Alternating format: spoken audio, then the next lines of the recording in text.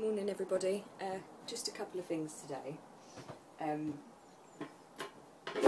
was having quite a good think last night about everything, the whole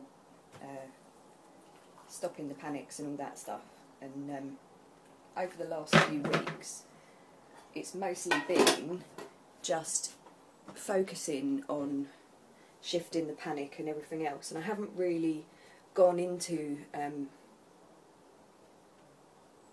what's kind of the things that have been on my mind as far as what I'm learning through the whole process. So I thought I might share a little bit of that today. I've changed my diet as part of the whole trying to get rid of the panic attacks. It seems to have a lot to do with them. So I cut out carbs. I'm a really I do love my carbs, whether it's potatoes, bread, pasta, all that kind of stuff, and I was eating a hell of a lot of carbs, and I'd wake up in the morning and straight away I'd feel really sluggish and slow and So this last week what I've done is just completely cut them out, and I've literally just lived on vegetables and chicken or fish, or you know, just like protein, and basically what I've discovered is, firstly, I'm starving, but not in a horrible way, in like I never used to get hungry ever, but I would just eat when I wanted to eat. And my body is like has started working properly, if that makes sense. Like now I actually get hungry at proper sensible times of the day. So I'll around lunchtime I will feel hungry and feel the need to have something to eat, whereas before what I would tend to do is just a lot of days I wouldn't even eat during the day at all, and I wouldn't eat until I had an evening meal. And then I would have like a really carb-loaded meal, and then I'll just, you know, I wouldn't be hungry at all. And I never really considered that it was an issue or whatever. That's just how I lived. And this last week now, I've actually started to develop a proper appetite at proper times, and the routine of it actually has really stabilised my mood. And I think when you're a panicker, or when you're an anxious person, or you feel vulnerable, a lot of my panic has been down to feeling vulnerable, and I've never really been able to kind of pinpoint why. I'm quite small, I'm only 5 foot, and I'm quite petite in size. And I've always just thought, oh, maybe it's because I'm little, and I know it sounds ridiculous, but, you know, I'm quite small, you know, the world's a big bad place, and I've always just felt a little bit vulnerable. But as I'm starting to change things, and changing the way I live and eat and everything, I'm feeling a lot more stable, and I've been exercising quite a lot as well. So, like, normally I would wake up and my neck would be hurting, my back would be aching, my muscles would be tight and tense and everything.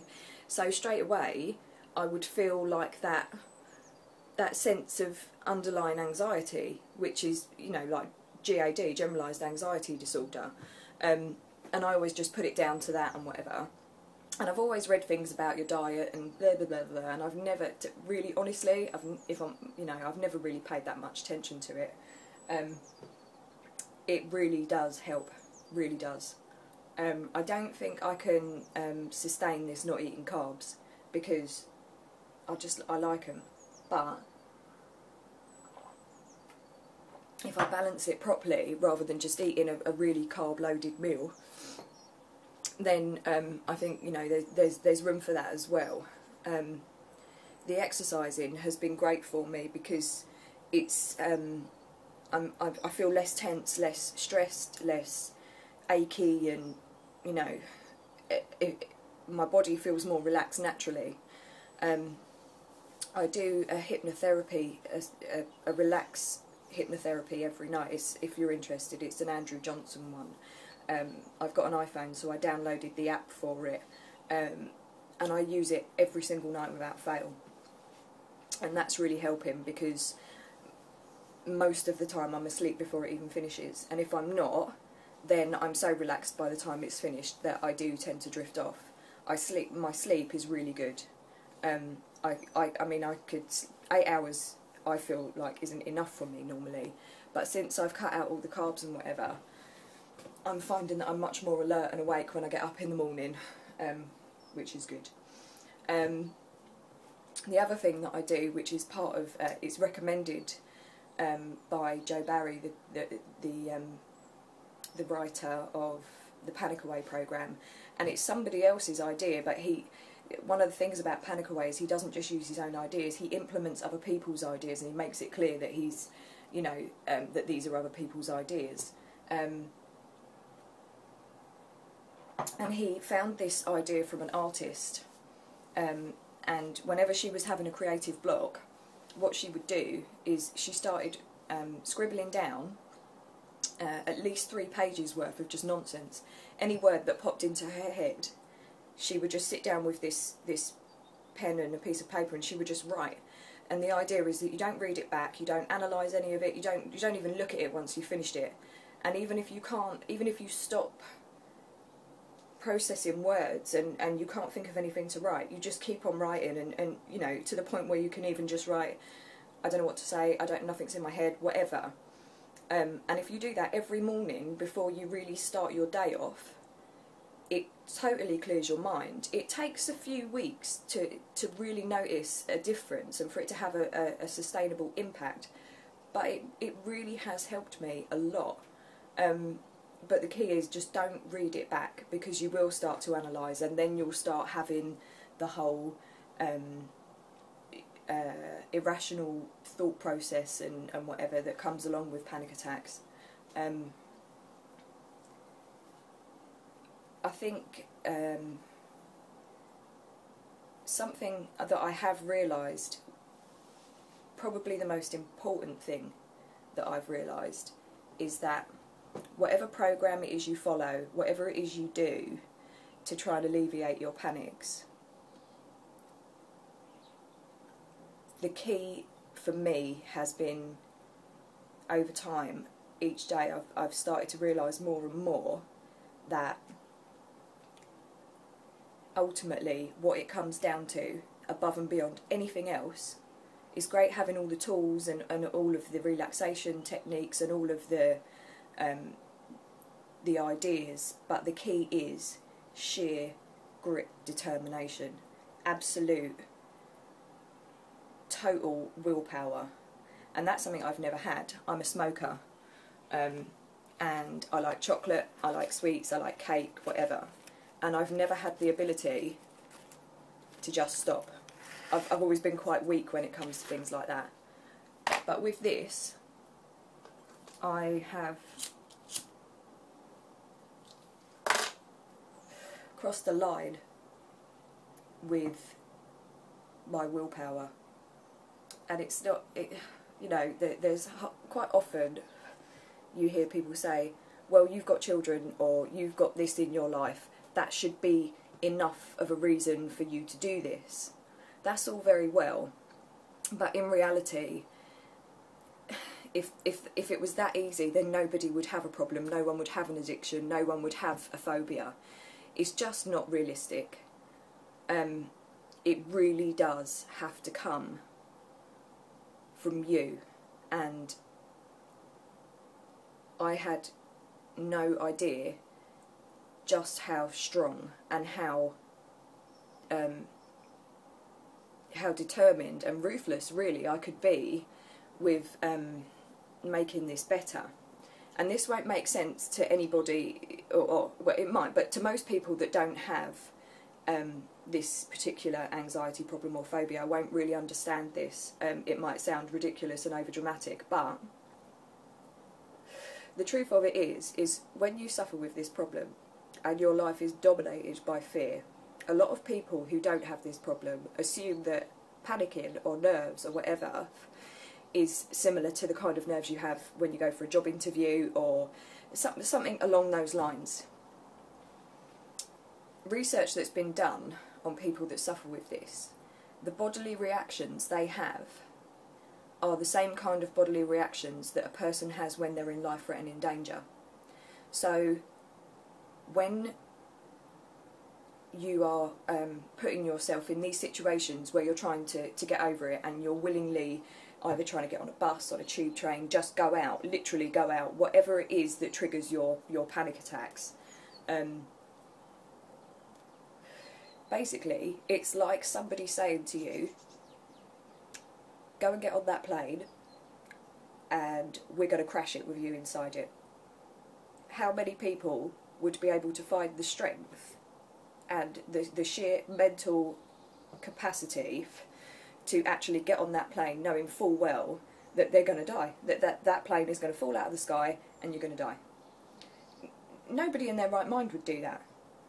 And to somebody like me, it's getting on a bus is akin to someone asking me to go and get on that plane that they're going to crash with me in it. That is how absolutely petrifying it is. And I know that might sound like a load of old crap to somebody that doesn't have this, but that is as straightforward as I can put it to you. That is what it feels like. So to be able to get past that mental block, or that, it's not even a mental block, it's it's the need for survival. So to willingly put yourself in a situation where you feel like if you do it, your life is in danger, that's the hurdle you've got to cross. And this is the hurdle that I've realised over, especially this week, that I'm crossing.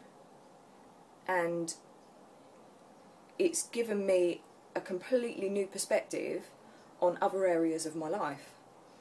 And it really has made me feel like if I've got the courage to do what I've done over the last week especially, then there's not really a whole lot in life that's going to hold me back.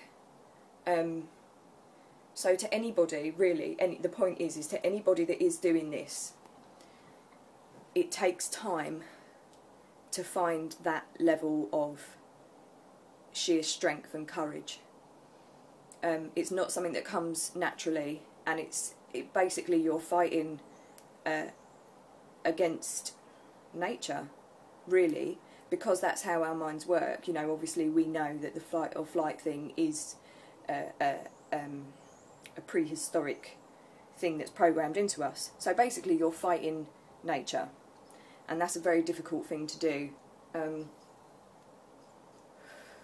You have to be ready to be able to overcome your panic and your nerves. If you're not ready, and if you're not in a place where you can really believe in yourself, it's not going to work.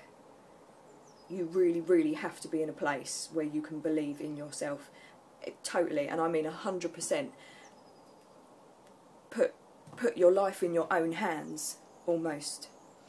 And a lot of people with panic attacks have their safe people, and you feel like you're putting your life in someone else's hands because they can protect you and keep you safe.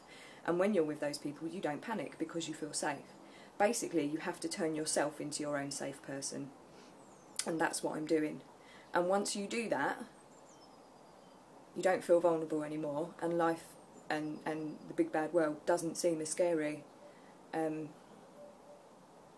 I suppose each person would find their own way of putting their own trust in themselves, and then you just kind of have to keep on working at it, and more each day you do end up believing in yourself more and more, and that's kind of where I'm at, really.